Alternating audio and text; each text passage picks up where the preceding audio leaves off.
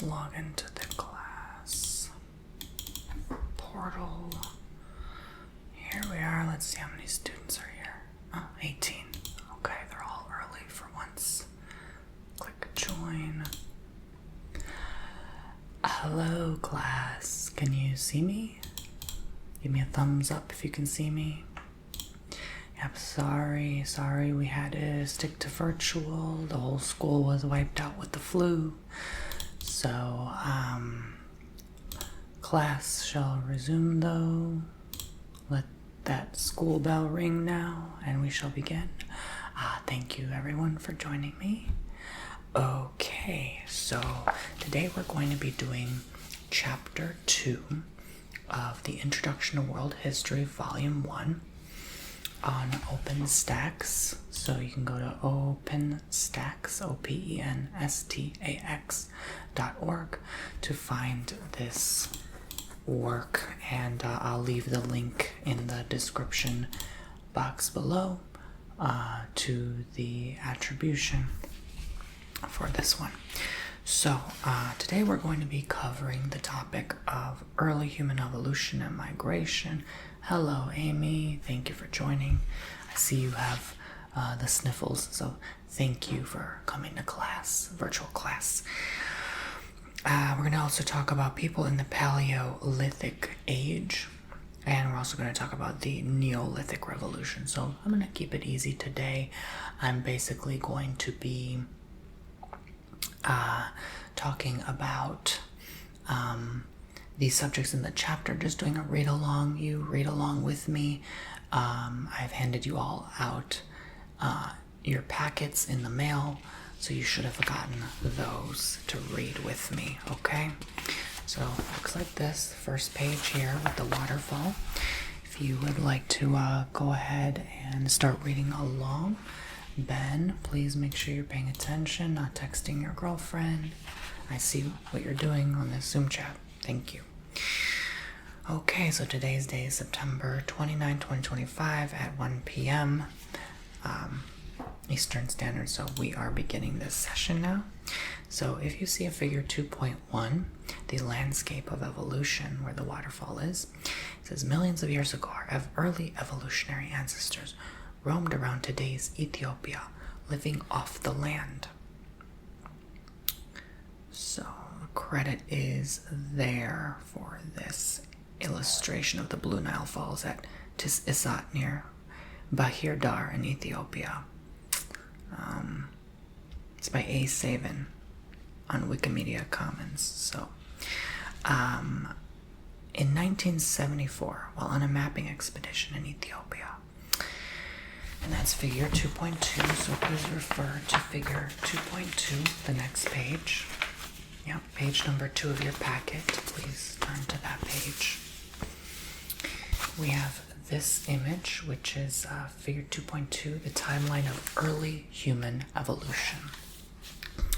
So the credit is 2 to 3 million years ago, and it's a modification of the work Skull of Homo habilis, a replica, by Luna 4 on Wikimedia Commons. There's a bunch of different images there of on the timeline. It's all there, but so it shows Homo habilis, which appeared 2 to 3 million years ago, as we all know recently. The earliest forms of humans were formed not 100,000 years ago, but millions of years ago, in fact. We're even going to talk about Lucy today, that bone structure that they've discovered. 3.3 million years ago, the pre-humans began using stone tools. So it goes way further than we thought. 2 million years ago, Homo erectus appears, and that's when they begin to start, after that, walking upright. So Homo sapiens start migration out of Africa 200,000 years ago, and this is where they show, I'll show you a bigger map soon, but where they go from Africa to Eurasia, and then outwards through Russia, out into Alaska, because at that time they were touching, so they could walk over it, and then into North America through Canada into what's now today the United States, and then down, down, down, where Panama is, into South America. I believe those were touching back then. Nowadays they weren't, so that's why they had to build a Panama Canal.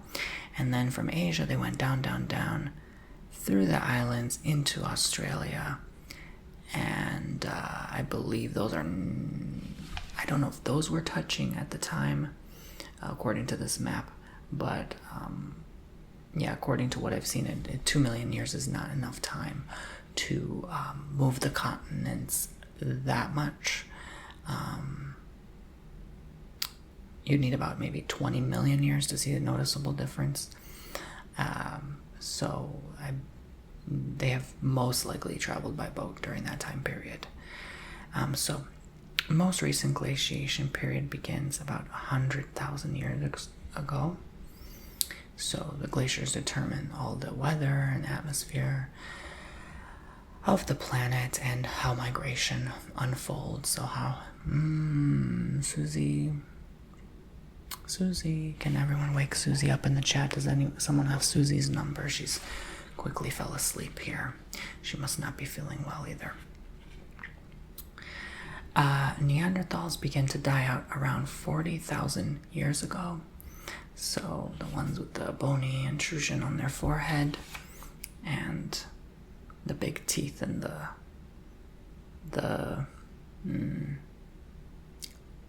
I would say wiry hair texture. 40,000 years ago, the Venus of Hohlfels was carved from mammoth ivory. So that's an interesting fact. You don't have to know too much about that for your test.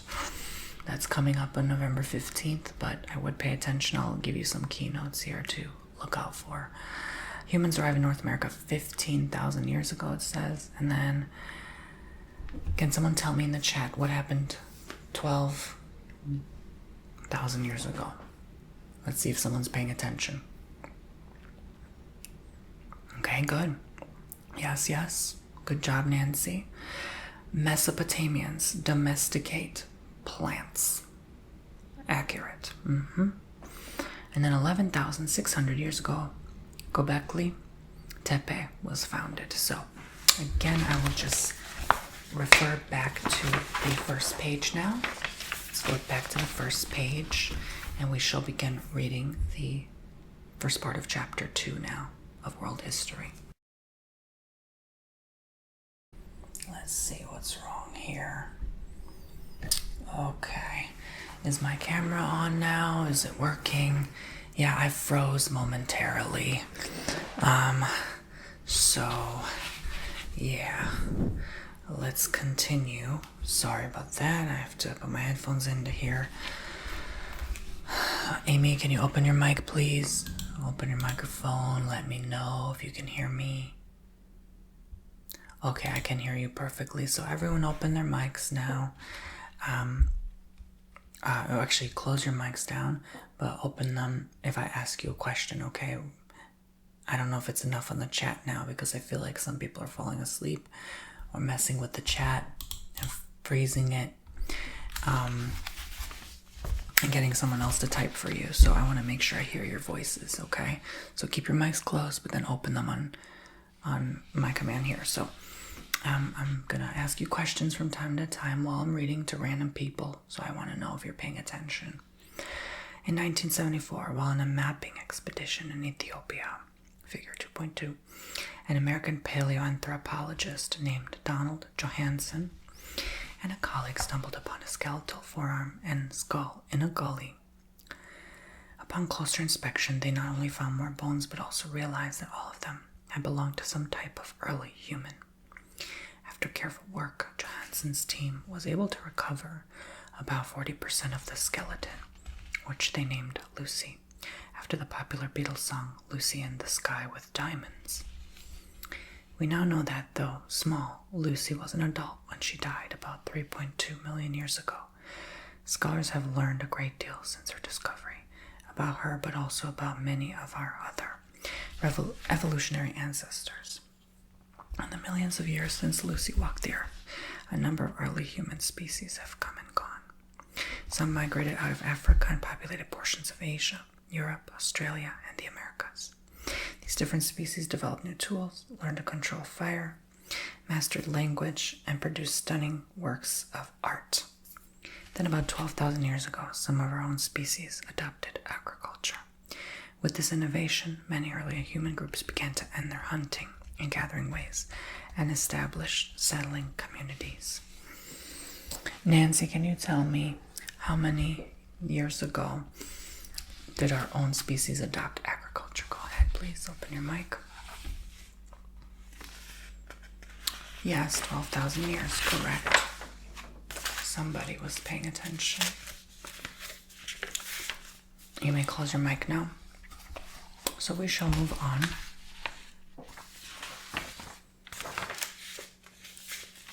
Yes, you're free to eat a snack, just don't open your mic. Yeah.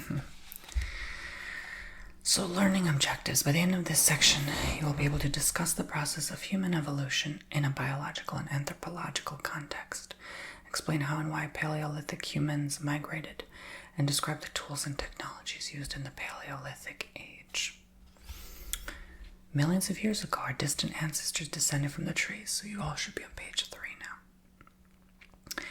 Took to walking upright in the land and gradually evolved into the species we are today.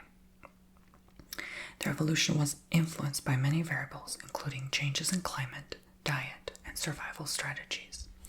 Over time, humans developed new skills and tools to meet the challenges of endurance and sought better prospects for themselves through cooperation and migration.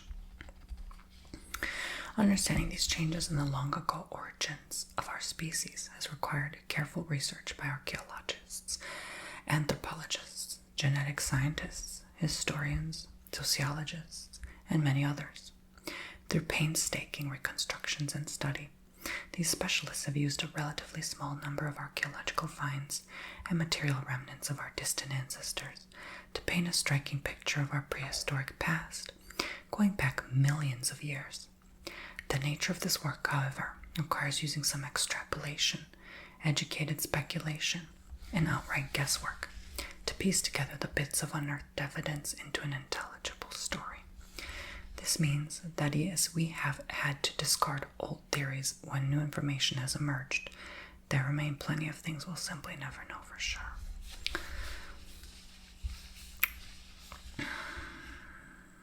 I'll keep reading. Human evolution. Are you guys with me? Okay. The concept of evolution over time is one we are all likely familiar with. Consider, for example, how technology has evolved. The first true smartphones appeared on the market at the beginning of this century, but these complicated devices didn't spring all at once from the minds of ambitious engineers. Rather, these engineers built on technology that had evolved and improved over many decades. In the mid-1800s, telegraph technology first demonstrated that electricity could be used for long-distance communication. That technology paved the way for the first telephones, which were basic and expensive, but over many decades became more sophisticated, more common, and cheaper. By the early 1980s, electronics companies had begun selling telephones that used radio technology to communicate wirelessly. Over time, these devices were made faster and smaller, and companies added features like cameras, microprocessors, and eventually internet access. With these evolutionary transformations, the smartphone was born. Ben, let's see how much you're paying attention now. When was telegraph technology first demonstrated? No, the mid-1800s, not the mid-1900s. And I ask that you speak on the mic, otherwise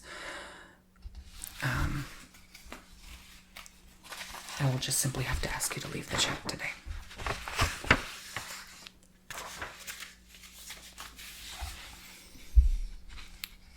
Modern humans are not smartphones, and in human history, chance biological adaptations to a changing environment drove the evolutionary process rather than the minds of inventors conceiving of technological innovations.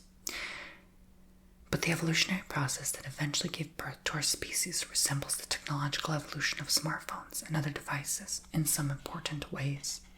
Just like we can trace the evolution of the smartphone back to the telegraph, so can we trace our own evolution back to a very distant ancestor called Astralopythecus, who lived in eastern and southern Africa between 2.5 and 4 million years ago.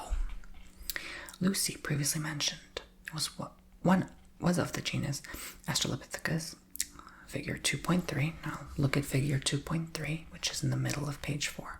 Okay, you can see her skeletal remains. They've uncovered, like I've said, about 40% is what they could do, because a lot has changed in Earth's history in that period of time. Floods, earthquakes, maybe someone took some of the bones, maybe an animal kind of picked their teeth through some, and who knows. So they could only uncover what they could uncover. But you can see how long skeletal remains, remain on the earth. So that's pretty interesting. Why God made our bone structure that way to last forever. Despite the incomplete, it says on figure 2.3 of Lucy, incomplete state of the remains of Lucy, a member of the ancient genus Astralopythecus, the similarities between her and modern humans of the genus Homo are striking. This image of is a photoshopped reproduction of her skeleton. Okay, so that made a lot of people surprised as to how long human history has been unfolding. It's not just 100,000, it's not just a million, it's probably even older than Lucy. This is just what we've found by mere luck and chance. So, Lucy previously mentioned, okay, so let's move on. A genus, okay, this word will be vocab on your examination. Coming November 15, you're going to have a quiz before that on October 14th, and the examination, this word will also be on both, okay? So write this down, Genus, genus. A genus is a taxonomic rank that includes several similar and related species within it. Like us, members of Lucy's species, Afarensis, named for the Afar region of East Africa where she was found, were capable of walking upright and likely used tools. Beyond that, however, they were very different from us. They had plenty of hair like chimpanzees, fingers and arms, well suited for climbing trees, and brains about 1/3 the size of ours. Despite these differences, scholars have concluded that the genus Homo, or human, evolved from Australopithecus somewhere around 2 to 3 million years ago. Okay, so let us continue. I see Ben has left the chat. Okay, well, he's going to get an F for today. Possibly the earliest member of the genus Homo was Homo habilis. This also will be on your quiz, but not on the main exam. Homo habilis. This species appears in the archaeological record about 2 to 3 million years ago. Habilis means handy. It was thought at one time that this was the first species to have created stone tools. And this is important to know because the creation of stone tools officially marks the first creation of technology, okay? Handmade technology, tools that can help you do things faster, tools that can get you to an aligned purpose or collective purpose, like hunting or cutting open meat and using one tool to make another, like carving a sharp knife for certain protective reasons to avoid predators in the wild. So it marked a very key important part of history. We now know that stone tools predate Homo habilis, but the name has stuck. Homo habilis resembles us in many ways, with a large brain similar to ours, as well as small teeth and a face we might recognize as human.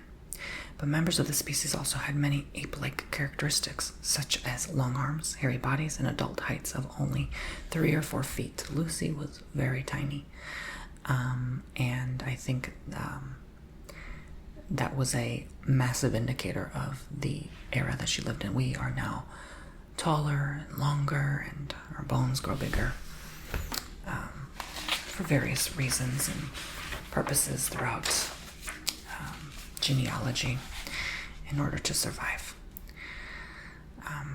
And the change, of course, in oxygen levels in the atmosphere, carbon, all of that. There's many influences for sure. So refer to page 5, figure 2.4. This is Homo habilis. Homo habilis, the skull of Homo habilis. Partially restored remains, like the skull represented by this replica, are some of the most important evidence we have of the human ancestor Homo habilis. This is credited to Skull of Homo habilis, replica by Luna 4, Wikimedia Commons. Around 2 million years ago, a species even more similar to us, Homo erectus, this is also on your test, but not your quiz. Give you some time to write that down. Emerged in East Africa. So today, East Africa would be, what would be Egypt, I believe Ethiopia, that kind of area, but it depends what region of East. There's, Southern East, Middle East, Northern East, because Africa is so big. We're not going to go into that today, but gives you a general idea of where that is today. So, it likely evolved from Homo habilis, as the name erectus for upright suggests the species lived entirely on the ground. We're talking about Homo erectus now, okay? And walked, even ran, exclusively in an upright position. So this was, like I said, the first time they went upright. Erectus, think like how someone is erect up, upwards, standing upright. The consequences of this evolutionary shift were huge. Being upright meant that the body's digestive organs were pulled down, lower, and into a smaller space. That in turn necessitated a change in diet, away from tough plants and toward easier to digest items like nuts, fruits, tubers, honey, and even meat. They still lived very simply. Living on the ground was also more dangerous because it made eluding predators more difficult. However, the upright position left Homo erectus' hands free to use tools. This advantage likely led to further evolutions that made human hands more dexterous over time. They were more dexterous, so more flexible. And now, prompting the wider adoption of ever more sophisticated tools. Now, I would like you to just think about it for a second. Put your pens and paper down briefly and momentarily. This type of change does not occur instantly with the next birth of your baby and all of a sudden they can walk upright. This happened over hundreds and thousands of years, okay?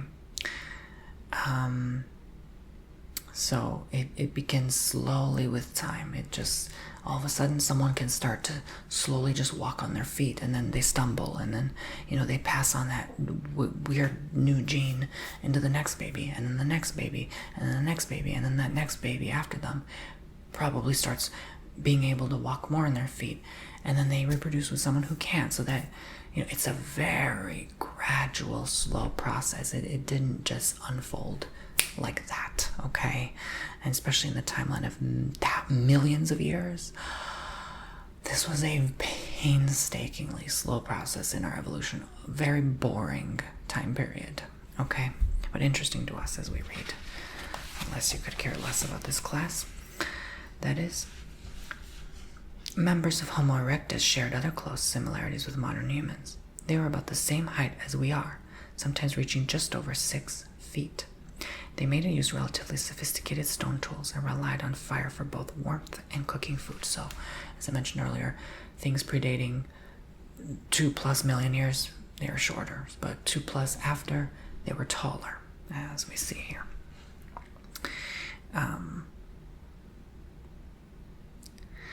So this was, of course, the first time they used fire as well.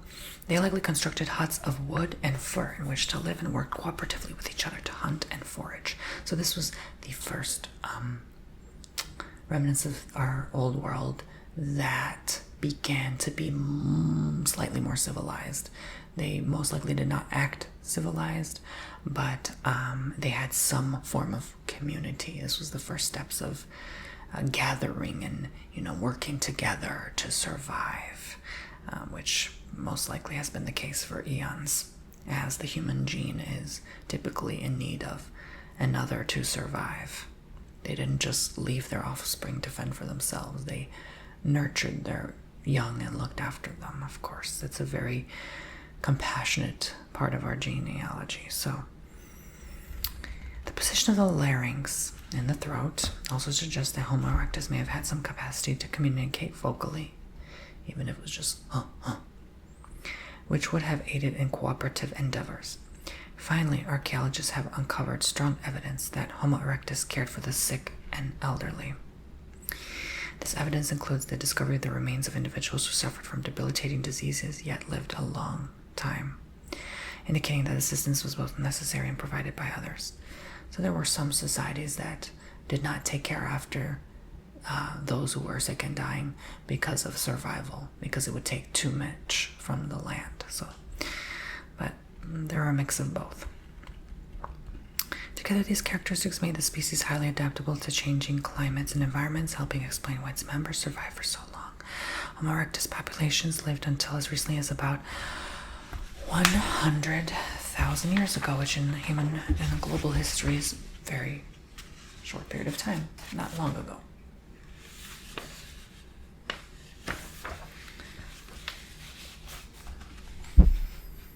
So the reasons for this extensive migration are debated, but they include likely climate change and the desire to follow certain types of prey. Homo erectus appears to have stayed close to rivers and lakes during migration, hunting and eating animals like rhinoceroses, bears, pigs, and crocodiles, as discoveries in the Near East have confirmed. Populations evolved to adapt to the different environmental conditions into which they moved. Over time, this led to a diversity of human species, including Homo heidelbergensis, Homo neanderthalensis, or Neanderthals, Denisovans, and modern humans, or Homo sapiens. Sapiens means wise, so human wise, like wise humans. Some of these species, like Denisovans and Neanderthals, emerged outside Africa. Others, like Homo heidelbergensis and Homo sapiens, emerged in Africa first, and later migrated to other areas. So, can someone tell me one animal they hunted and ate? Just one. Rhinos, good. Pigs, yep. Crocs, yep. Good job, guys. Okay, let's move on. The extent to which these different human species interacted with each other remains unclear. So, the Neanderthals, the Homo sapiens, how did they, when they met and they discovered they were a little different, they blend, they merge together and reproduce offspring, right?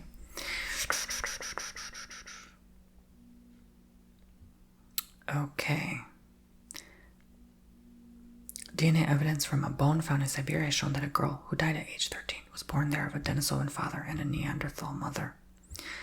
Another recent study demonstrated that modern European and Middle Eastern populations have between 1 and 4% Neanderthal DNA. This is very true. There are a lot of DNA tests you can take that can determine how much Neanderthal you have, which is quite interesting.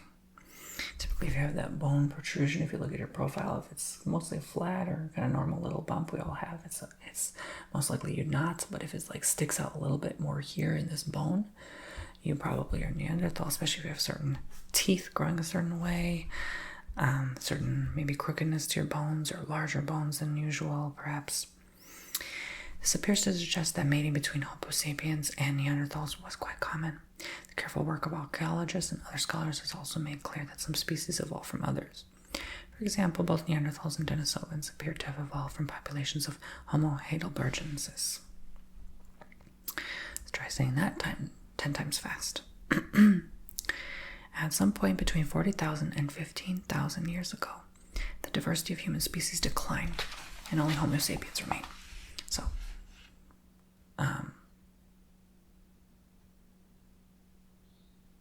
the genealogy kind of decided, we're going to scrap this and make them an upgraded version and stick to it, Two models attempt to explain why. The first most commonly accepted is the out of Africa model.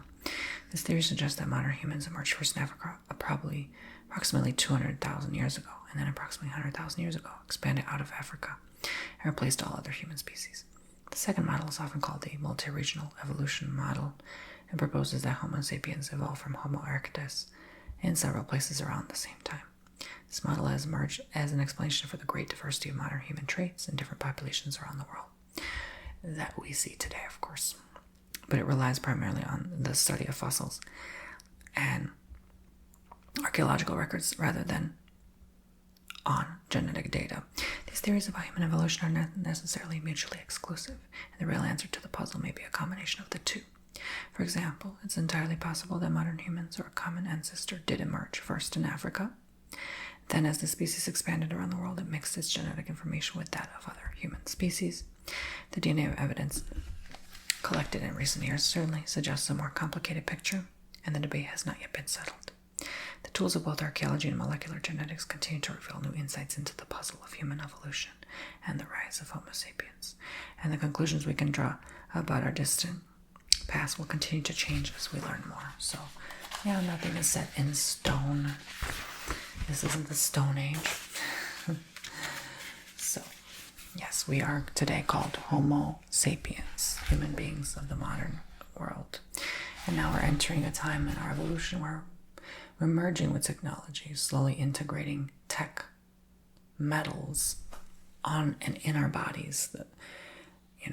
The brain implants and even the implants we already hold from many years ago, from like our hips to our back having plates to, there's even people who have fluid bionic arms now and bionic eyes.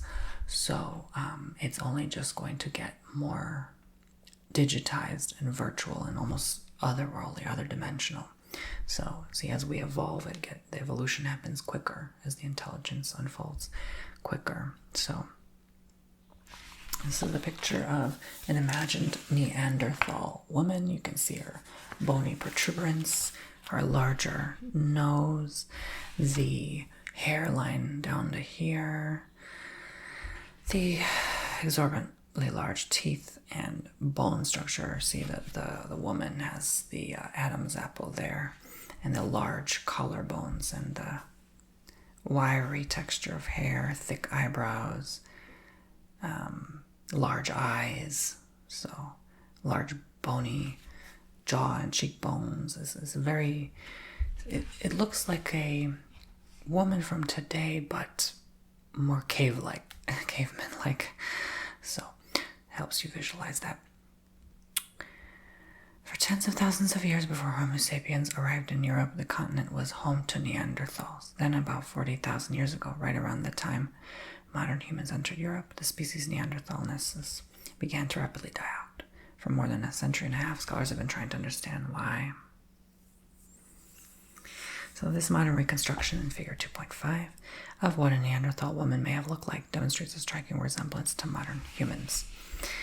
So the makeup was done by Morton Jacobson, Public Library of Science, Wikimedia Commons. So they only reconstructed based on bone structure, skeletal structure, and then they kind of put clay and what have you on top of it to imagine what someone like Julius Caesar would have looked like or something like that. One theory is that modern humans replaced the Neanderthals in Europe through violent competition, including a type of warfare between the two groups. I wouldn't be surprised. Europeans were very violent.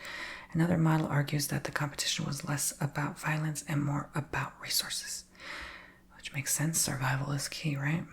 Who cares about your opinion or belief? I just want to eat today, right? Like, I don't even think they had a belief or opinion back then, much of anything, but is this fruit rotten or is it not? Yeah. This theory posits that modern humans were simply better tool makers, had better survival strategies, and possibly experienced lower mortality rates and higher birth rates. Interesting. Neanderthals simply couldn't keep up, and their small population dwindled and then disappeared entirely. Yeah. So it was too much, right? So we may be experiencing something similar today, right? Maybe artificial intelligence can take over, right? Maybe it becomes better, smarter, faster. So it's all just part of evolution.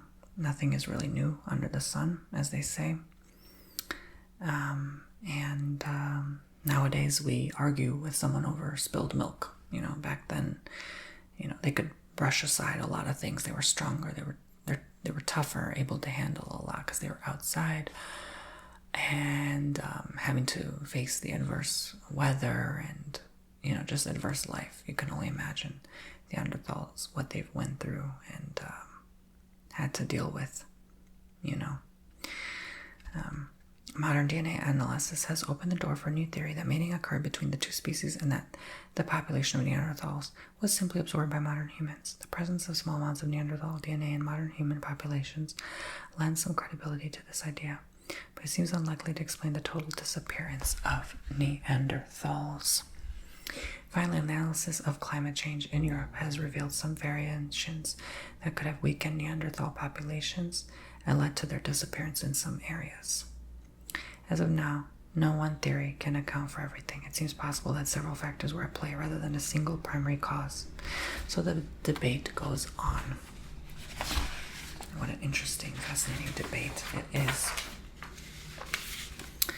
So some key points to keep in mind. How might more than one of these reasons, or all of them, have contributed to the decline of Neanderthals in Europe? I want you to write your opinion down. And then can you think of any other explanations for the extinction of Neanderthals? I want you to write this down as well in the chat. If anyone can propose some ideas as to why. The aliens, yes.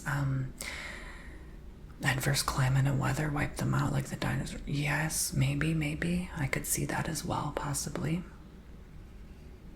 Mark, that's a good point. Yeah, they could have had a global, mutually agreed upon war. I don't know if they would have had necessarily the intelligence to do so. That could have been the first war that the planet has been through. True. There's some theories. Okay, so here's a map of figure 2.6 of how it shows the different continents. Here's Africa 200,000 years ago. And then 100,000 years ago, moving to where Saudi Arabia is now. And then 70,000 years ago, where India, China is now, that area, Mongolia. And then 50,000 years ago, let's go in order, Australia. 40,000 years ago, Europe. It's kind of difficult to see in this chart by the yellow coloration, but it talks about the Homo sapiens, Homo neanderthalensis, and the Homo erecti that have shifted their population throughout different parts of the planet. And this is in alignment with the glacial periods of the Earth. So, the ones up north had to survive in colder, harsher climates. They started in warmer equatorial climates. Here's the equator, right about here, right? Actually, it would be more about here, right? There's the equator down the middle. And so, as you know, going more north or south from the equator, cooler temperatures. So they've only been given these modestly temperate climates at the equator. And then the more north or south you go, it can tend to get hotter or cooler, depends where you go. And that was because, I feel like a lot of it had to do with their crops and how much of the temperatures they could bear and handle, and how well they could insulate their homes to handle more adverse weather. So as they evolved and handled more, they were able to move further and further and further and explore new lands. And as the population, of course, grew more and more and more, and we're also having now it's kind of plateauing on that exponential growth curve of population growth, but migration hasn't stopped unfolding, of course, as we're able to travel instantly through planes and trains nowadays. But in terms of unpredictable climate, people have had to, again, as of recent years, been pushed out of their homes. This has always been happening, of course, but now it seems more exacerbated due to the Earth shifts. But I was getting to a point, but it slipped my mind. There's just so much in depth about history. So, yes, it says on this figure, migration of the earliest humans, Homo sapiens, first expanded around South and Eastern Africa before embarking on migrations that eventually took them around the world. So yes, so this is credited by spreading of Homo sapiens by Northwest Wikimedia Commons public domain. So some groups continue moving south through Malaysia into Indonesia and beyond in places like Papua New Guinea. That's it. That's the one. Papua New Guinea. And Australia. There's evidence of settlements at least 45,000 years old. And you can still see in certain tribes in Australia to this day the old I wouldn't say Neanderthal, the Aboriginals, right? The most closely tied, connected lineage to that species. Other groups making their way into Southwest Asia from Northern Africa entered Europe around 40,000 years ago, moving either along the Mediterranean coast or by way of Turkey into the Danube Valley. By 25,000 years ago, Homo sapiens had reached Siberia and other parts of Northern Asia. And approximately 15,000 years ago, some groups in Asia crossed into North America, eventually reaching the tip of South America and settling at various places. So, I'm not sure if that said that. It cut off here on the print. I'm sorry if the text cuts off. Just let me know. Email me if you have any questions. Okay.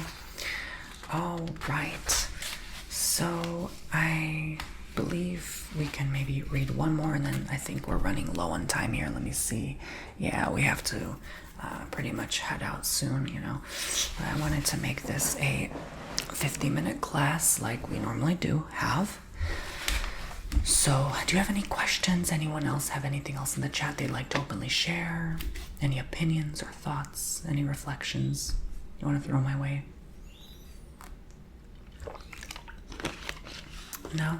Thumbs up? Okay, let's keep rolling. This timeline has been pieced together.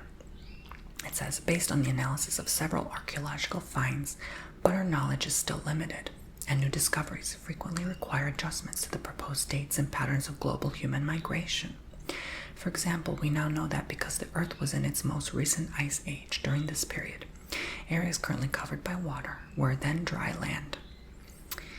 This is true for large portions of maritime Southeast Asia, as well as the Bering Strait between Asia and North America. So that is actually what I was going to say. I remember now. As you know, the glaciers moved, people had to migrate, and that stopped a lot of their evolution. The Earth's changes tends to say, hey, slow down, you know, and slow down progress and process of our evolution. And of course, it allows the populations to dwindle down so it doesn't grow too quickly. But back then, you know, there may have been, I believe, as soon as, if I'm not mistaken, 100,000 years ago, there were as many as 6 million inhabitants on the Earth. Or I believe 40, 50,000 years ago. Correct me if I'm wrong. I believe it's 40, 50 were on the Neanderthals die-off. There were about 6 million max, I would say. And then you see how exponential now we're over 6 billion, which is 1,000-fold. So that's because of better healthcare. That's because of, well, education definitely contributes to that. So people don't, you know, kill each other over their beliefs. And, you know, as law and order takes place, you know, people are no longer harming each other that frequently. There's a, you know, healthcare, hospitals, all that stuff.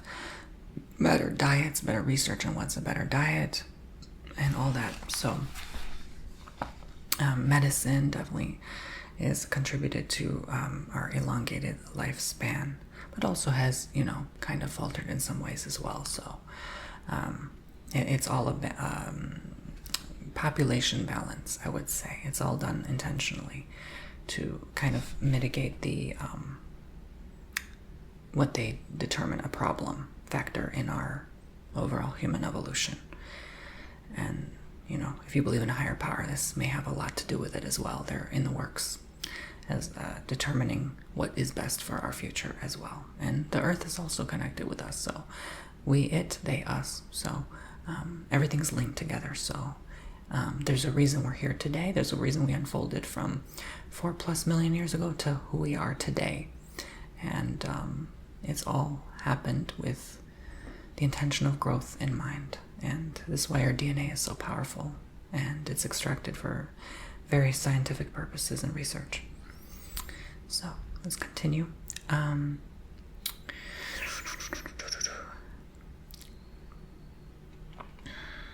This is true for large portions of maritime Southeast Asia as well as the Bering Strait between Asia and North America. Humans were able to walk as far south as Java and from Asia into Alaska. Yet they also roamed as far as Australia. So of course the ice sheet cover helped with that as well, right? Which was not connected by land to Asia in this period. This means they must have used rafts of some type, probably by crossing short distances between islands. Likewise, discoveries of human habitation dating from 14,000 years ago in South America suggest that rafts or boats of some kind may also have been used to skirt the North and South American coasts.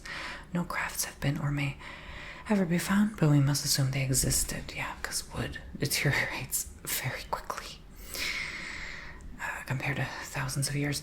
More interesting still, analysis of the remains of the 8,000-year-old Kennewick man discovered in 1996 in Washington state reveals anatomical features more consistent with Southeast Asian populations than what those traditionally assumed to have populated the Americas.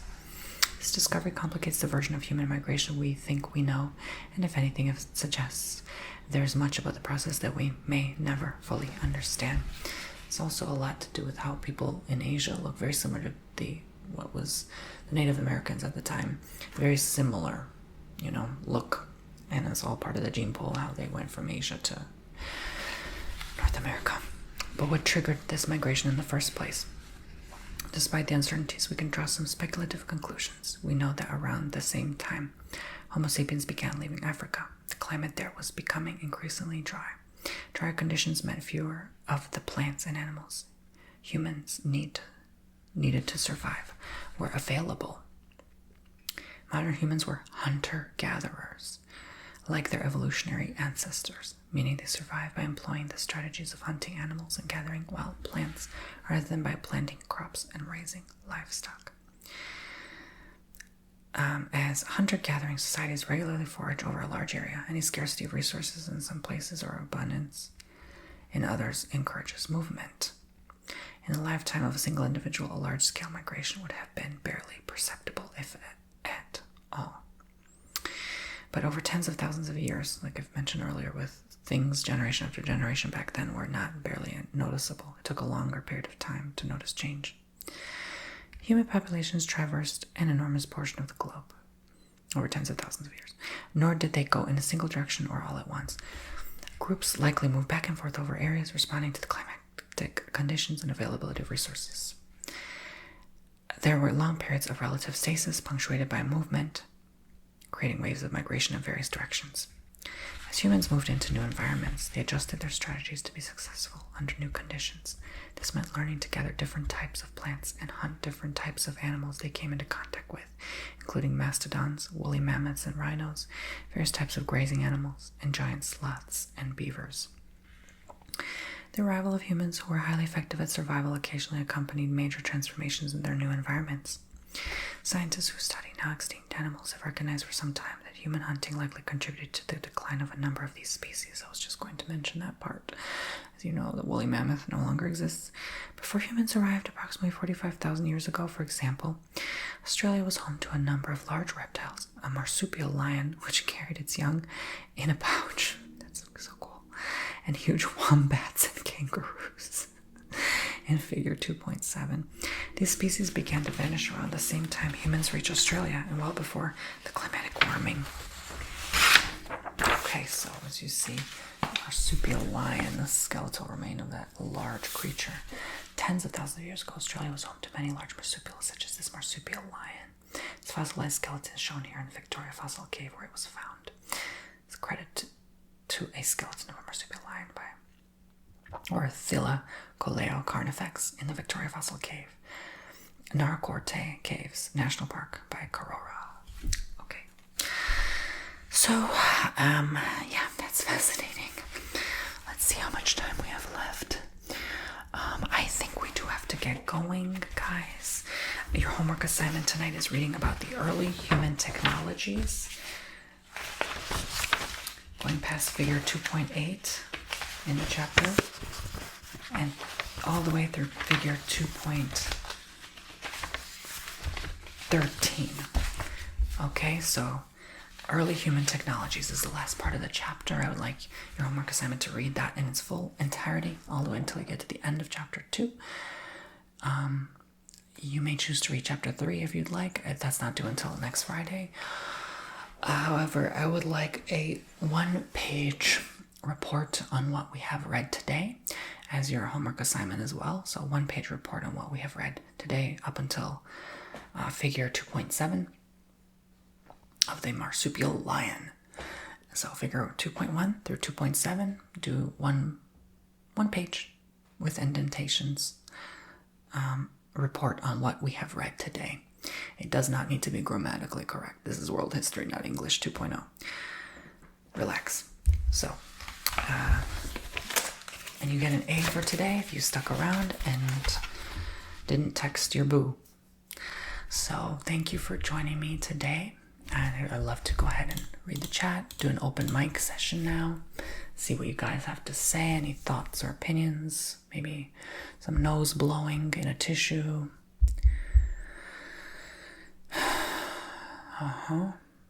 Yes, Amy. Yes, that predated 45,000 years ago. Yeah. Yeah, I would also like to see, I would also like to see that museum. It's in your packet. It's on figure 2.7. Yes. Anything else? Margaret, why didn't you tell me? You didn't get the packet in the mail. Oh, shoot. You must live in the outskirts of town. Yeah, the more farm rural area. Well, I guess you just have to wait for the horse to arrive, huh? I'm joking. Well, that's a shame. At least you got to listen. Did you take notes? You could have indicated that to me. I could have sent you a link copy. Don't be shy. All right, anyone else? Anyone else in the group chat? Anything else? Okay, we'll get better. I hope the whole school recovers shortly. If something like this happened in 2 million years ago, we would have all been wiped out. So be very thankful we have modern meds to help us. Okay, so I will see you all very soon. I'm releasing you all 5 minutes early as a thank you for being so prompt and paying attention. Thank you everyone for being here on time and being so kind, minus Ben. Ben always gets into trouble. I mean, I wasn't surprised. I'll have a talk with his parents later. Okay, so thank you guys and see you all very soon. Bloop.